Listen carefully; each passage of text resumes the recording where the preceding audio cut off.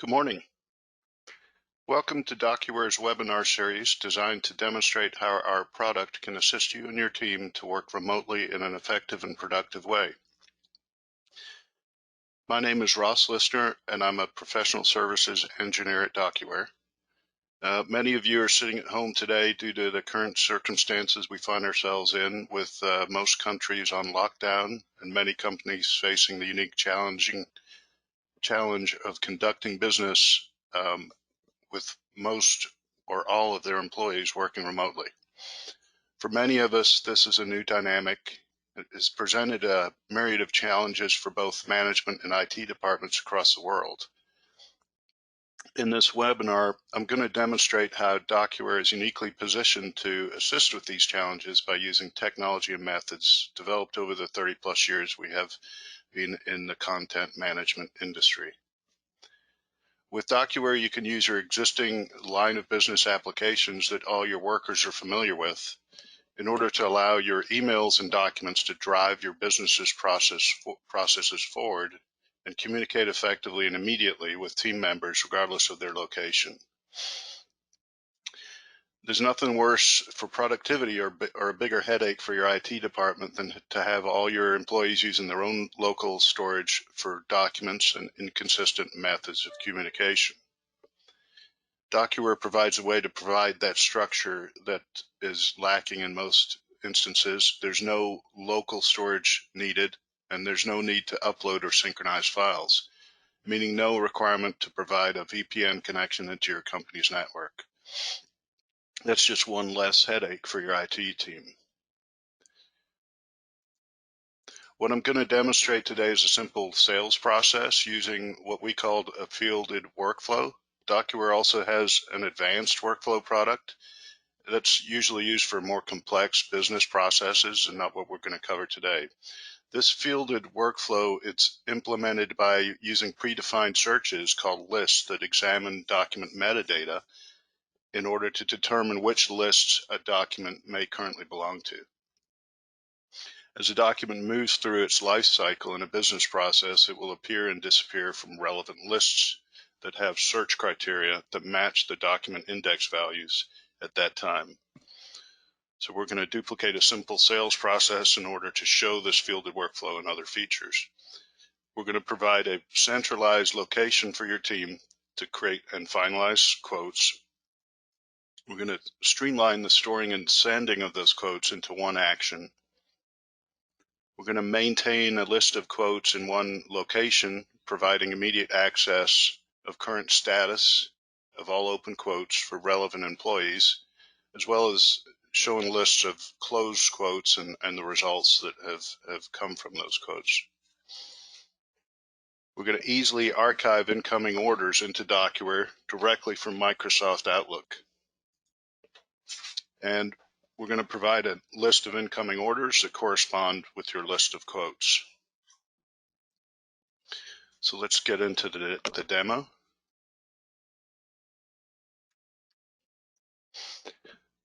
Peggy Jenkins is a salesperson with Peters Engineering. They sell roller coasters. And what we have here is the DocuWare system. We've got a working area on the left and a viewer on the right. And the lists that we have available for Peggy are quite a few of them here. I'm going to close some of them down real quickly. And the one I have left here is called Quote Preparation. And this lists 3 different projects, 3 different quotes for those projects. And I can access those documents and view them through the DocuWare viewer just by double clicking on them here. As you can see, the information up in the upper left changes depending on what customer the quote belongs to. And what DocuWare does is we analyze that information when needed. But if we want to edit this quote, you can see it's a Word document. This little icon tells you it's a Word document, and also it's got the original information down here of the original file that went into the system. So this is an example of a list that multiple people can access and work on. So if I wanted to edit this quote, I just right-click on the document and choose Edit, and it's going to open up in the native viewer for that particular document type. So if it's a PDF and you have a PDF editor, it's going to open up in an editor for PDF and all the other examples you can think of. So let's say we wanted to change this quote a little bit and we just wanted to delete cost schedule, the word schedule there. And if all I have to do is close this Word document out after making my changes, and what's going to happen is Docuware is going to archive that change back into the system. So now you can see that word is now gone. I can also right click on the document now and see my version overview. So I've got all these different versions that I can access, and I can also edit those and make those the primary version. So you can see here's the last one I had before I made that edit, and here's the current version. So I'm going to close that down.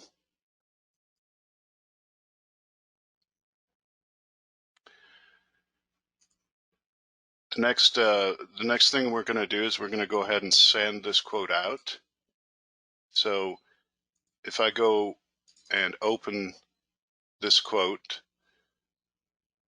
I'm going to print it,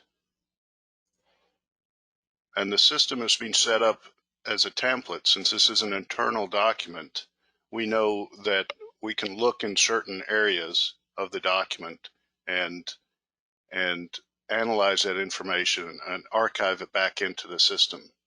So I'm going to print this to Docuware Printer, which is a virtual printer, and that has a template that's going to do a couple of things.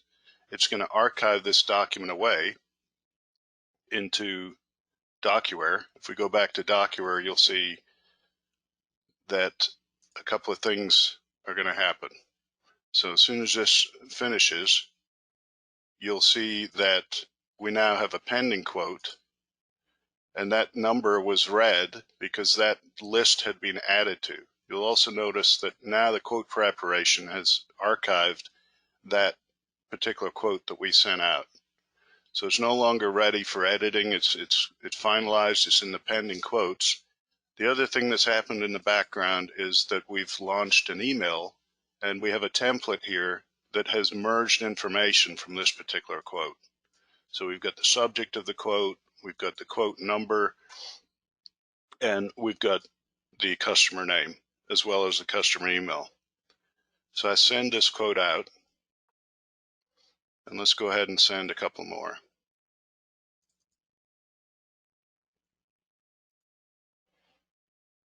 So you can think, if you think about a PO, that's another internal document. This feature works great with, because it archives a document and it launches that email.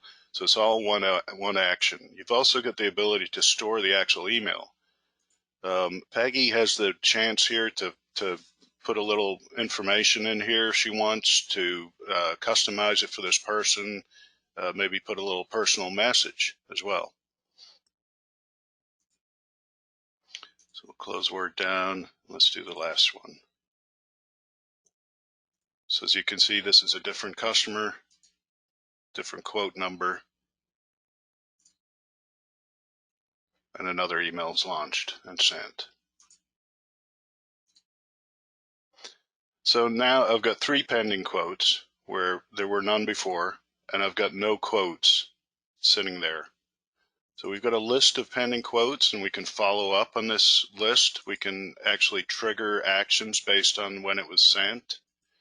And we'll now go to the email system here, and we'll do a refresh of the email. So there's Fred Winter, and this is the email that he's gotten. So let's reply to all with that, and we'll put a PO number on there and send it back to Peggy. Now let's go up to Brian Ford. You see, we sent him 2 quotes, 2 different quotes, and so we'll reply to one and put a PO on that one. Now, obviously, most people are going to apply an actual PO document. There's also a process for automating that information. We can archive the email that's coming in and archive the email first, the attachment first, or we can do either or we can do one or the other. So here's Peggy's email. I'm going to do a refresh. There's Brian's response, and there's Fred's response. So one option we have is we can actually watch a departmental level email. Instead of this coming to a person's email address here, we can actually have the system watch a departmental level email like orders@Peters Engineering, or any email that you want, and it's going to automatically bring information into Docuware based on the template that you set up. That helps because then you don't have to make sure that Peggy's watching her email or you have a distribution list going out to people. It's just going to show up in Docuware. You can also have the settings where it's going to archive that email into an archive folder. So it's not being deleted from any Outlook account, and you can still have your distribution list and people can still see what goes into the system. As you can see, there's this little blue card here. So if I click on this email, this is one I stored yesterday, and it's got a Docuware flag on it. So we know this has been stored in Docuware, whereas these two have not been stored. You've also got the ability to do a search. So we could set up a search template, which I haven't set up, but I could right click on this and go down to quick search in Docuware, and there'd be a template here, and say, maybe search on email address, same email, and it's going to search Docuware for that information. But you can see you've got multiple ways to store and interface in the Connect to Outlook module. We can watch folders if it's a Connect to Outlook module, and you can set up rules in Outlook to route your emails into those folders. So what we're going to do is we're going to store this document, and if I drop this arrow down, I've got actually a couple of choices here, and these are just templates that we set up, some configurations. And I'm on order, so I'm on the right storage dialog. I'm going to store this, and what we're doing here is minimizing the amount of data entry that somebody has to do, and that's something we take very seriously. The big bottleneck in any imaging system is the indexing. So we use methods to look up data from other documents and other external databases. And so what we're going to do is just going to clean up this quote number, and we're going to copy this PO number to get the information from the customer. And I'm going to store that. So immediately what happens in the background is you can see now I've got a red flag on this pending orders list. So I can click on that pending order, and I see the order that just came in. Again, if we had configured this to attach a PO first and then the email, you would see an option here to page into the email, and this would be the actual PO. But a couple of things have happened here. So what we've got is the quote number, the PO number, the project number, and you notice I didn't have that project number in my index values. We're also looking at the pending quotes. This status has now been updated. And if I scroll to the right, I have an order date and a customer PO number. And that is the communication between the two documents. So by entering that order, the quote number, the system has looked up that quote number and updated the fields on the email, as well as updating fields on the pending quotes on this particular record. I've also got the ability to look at information based on what's on this. Look up different documents based on what's in this metadata for this document. So if I right click and go to related documents, I can now retrieve the PO, or I can retrieve everything with the same quote number. So if you think about your whole life cycle and the different documents that are created, the auto index feature is going to update all the documents as they come in the life cycle of the transaction, and then the related documents allow you to quickly get to all those documents in a couple of clicks. Now, the reason I see a retrieve PO is because this is actually a quote. So if I went to the PO or the order and I go to related documents, I don't see a PO, retrieve PO, because this is serving as our PO. So we can filter based on what document you're highlighting.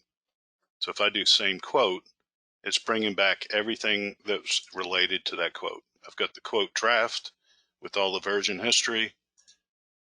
I've got the actual quote that was sent, and I've got the PO. Now, if I go back to pending quotes, I can go to related documents and just go directly to the PO. So you can set up these related documents to do whatever you want. So let's go back to the email and we'll store this last one.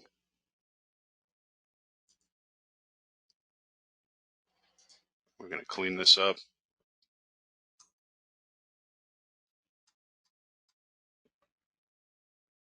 And copy this PO number.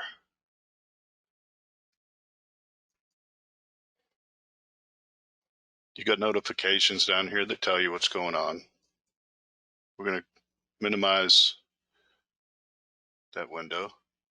And now we've got 2 orders received, and we've got 2 pending orders. So what's the next step in the process? That would be to process these pending orders, correct? So we can have these lists appear for different people based on what job function they're performing. I've just got Peggy's doing everything today. So so what we're going to do is stamp this, and what a stamp does is we can basically put a stamp on the document to tell everybody what has happened with this. So this order is going to be entered today at 9:17, and we're also updating fields in the background. So now you can see it's gone from the pending orders because it's no longer a pending order. It's gone from the pending quotes because it's no longer a pending quote. We've got 2 additions here. It's been added to a last 30 days successful quotes. It's also being added to a last 30 days complete quotes. So this gives us a list of quotes that have been successful. And I can double click on that and see the information on that quote. You can set up these to sort as you like. I can also go to my completed quotes and I see everything. I see some lost quotes. I see won quotes. So let's go ahead and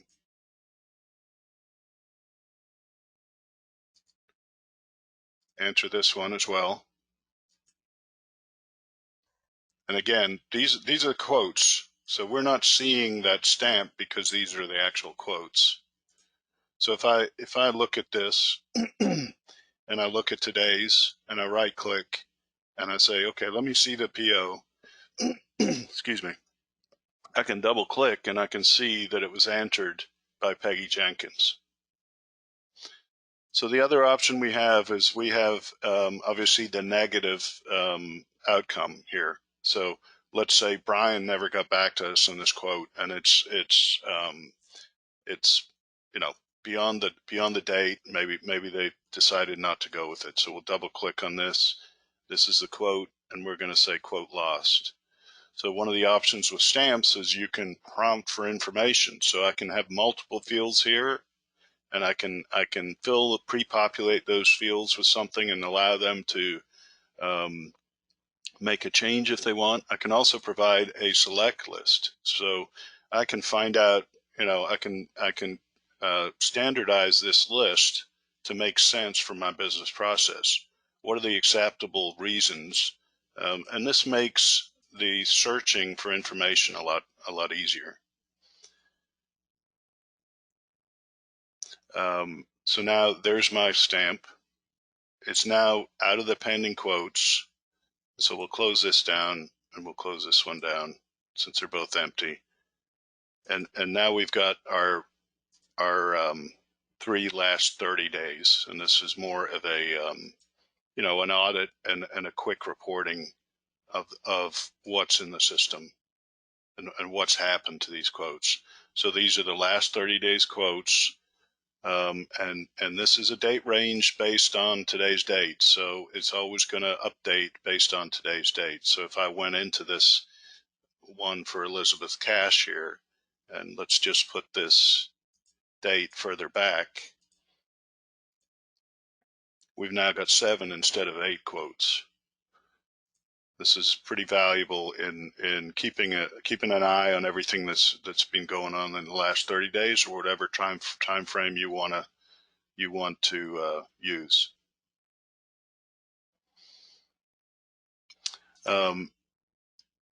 So we've got the three different quotes here. We've got stamps that have updated based on updated the documents based on the stamp applied. And let's review what we've gone through. So the version management allows you to edit and save content as it is being developed, and that works with any document type. You can store pretty much any document type in Docuware.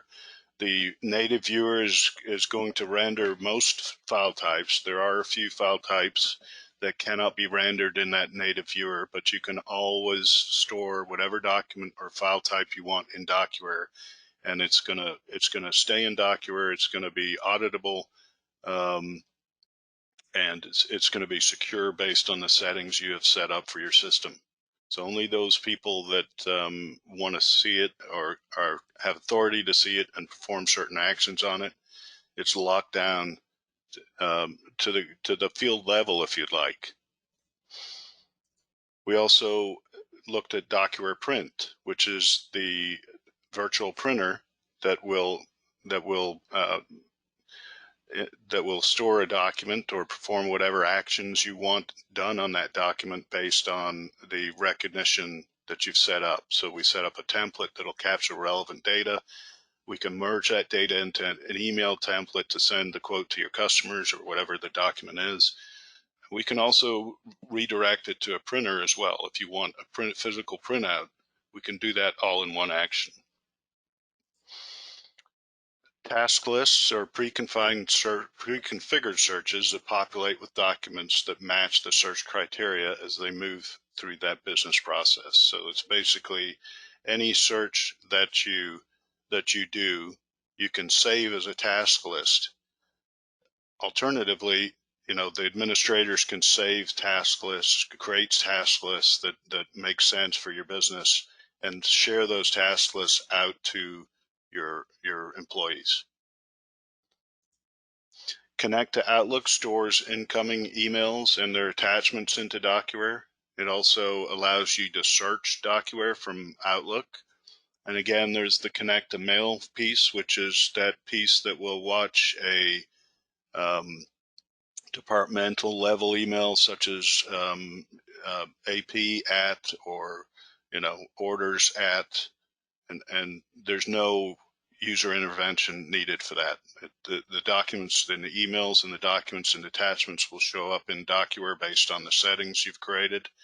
So they're either going to be attachments only or the email, and it'll go into a tray if you'd like for further analysis, or directly into a filing cabinet, which is the final stage or the final repository for a document. So AutoIndex will use common data fields to update data across all documents in the transaction. And this reduces the need to index all the fields. So we use documents in this scenario to update other documents. You can also link into your line of business applications through a live SQL connection. You can link in with SQL into an SQL view or a live table, or you can have a CSV file that you have access to. And this keeps your data consistent throughout your line of business applications. There's no programming needed for this. It's just an ODBC connection or an SQL or Oracle connection into your backend database of the relevant line of business application. It could be an ERP system. It could be any system that you want to interact with that has that ability. The related documents lets you quickly retrieve all documents related to a transaction with just 2 clicks. And again, you can filter out what related document links are shown based on what document you're highlighting and if that link field is populated. So if I right clicked on an invoice with no PO number, it's not going to give me a retrieve PO number choice. And the stamping of documents is processing documents by stamping them and provides an immediately viewable audit for an action taken. So in the DocuWare system, we audit everything that happens. If you change a field value, this system will remember what the last field value was and what it was changed to, who made the change, and what time and date they made that change. A stamp is more immediately viewable, so it's on the actual document. It's an overlay. You can hide the stamp based on your authority in the system. You can also, send out the document via email or print it with or without stamps, again, based on your credentials and the security you have in the system. Stamps can prompt for information when the stamp is set, and that provides a quick way to prompt that for information from the operator. Maybe it's a PO number or an order number. It could be any data that you want. You can also apply masks to those prompts. So if you're prompting for an email, you would enforce a regex mask, which basically will not let you enter that data without it matching a certain format. A stamp can update fields with prompted data, a set value, or a system value. A stamp can also be a text-only stamp, a bitmap stamp, or a signature stamp. Now, signature stamp, you can have a wet signature that you've scanned in. That will be for use internally only. And a signature stamp will actually lock that document down for no longer, and you'll no longer be allowed to add additional annotations or stamps. DocuWare has integrated with a product called Validated ID, as well as DocuSign will be an integration here in the coming months. And with that signature ability, you've got the ability to actually send documents out of DocuWare and into to external sources. And so it's a legally admissible stamp as those products allow, obviously. So I appreciate your time today. Go ahead and utilize the support at .docuware.com if you need some additional technical information. There's community forums. There's a knowledge base there. If you have an ADP, which is our dealers, go ahead and contact your ADP for additional questions. These webinars were basically just an informational, and we weren't taking any interaction. There's also a YouTube channel for DocuWare, and just make sure you sort on the upload date, and you can see a lot of the other features that are available and see some of these features that I've shown you today as well. Again, have a great day, and I appreciate your time. Thank you.